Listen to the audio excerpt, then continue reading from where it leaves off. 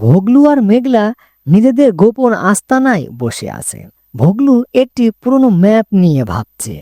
তাদের পিছনে মেঘলা ঘুরে ঘুরে সব জায়গায় দেখছে কেউ আসছে কিনা। ভোগলু এলোমেলো ভাবে আছে, এবার একেবারে সফল হবে।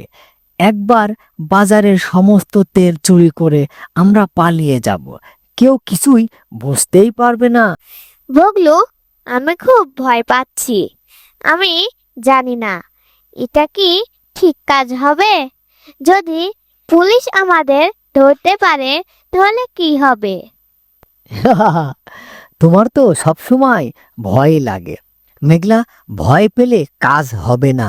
তুমি আমার সাথে থাকলে কিছুই হবে না, বিশ্বাস রাখতে পারো। তুমি বললে ঠিক আছে, আমি তোমার সাথেই থাকবো। চলো, কালকে সকালে আমরা বাজারে গিয়ে আমাদের পরিকল্পনা শুরু করি।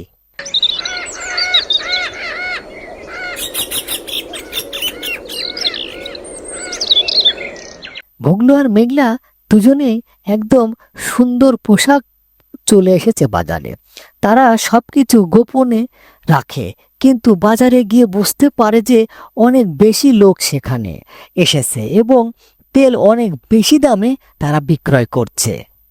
ভোগলু, এত লোক, কিভাবে আমরা কাজটি করতে পারবো? চুপ চুপ, আমি জানি কিভাবে কাজটি করতে হবে। দেখলে মেঘলা, কিভাবে আমরা কাজটা সহজ করে ফেললাম। ঠিক আছে, কিন্তু এবার আমাদের বাড়ি ফিরতে হবে।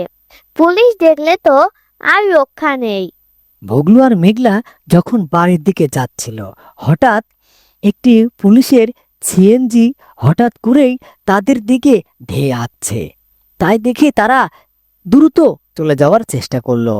আরে পুলিশ, পালাও পালাও! ভোগলু আর মেঘলা দুজনেই পালিয়ে যায়।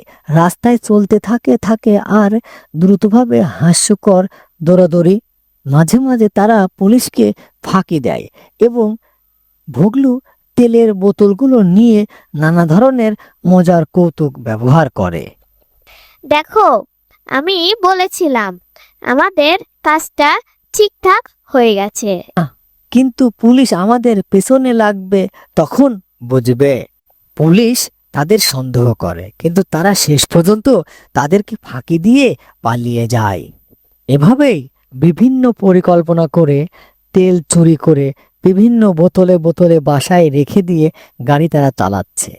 কিন্তু একবারও ভাবছে না যে বোতলের তেল যখন আমরা রেখে দিচ্ছি, অন্য মানুষের কষ্ট তারা কিন্তু বুঝতে পারছে না। যারা বিপদে পড়ে তেল দরকার, তারা কিন্তু তেল পাচ্ছে না। এই দুর্নীতি মানুষের জন্যই আমাদের আজকে এত বড় বিপদ। আমাদের চ্যানেলটি সাবস্ক্রাইব করে আমাদের পাশেই থাকবেন।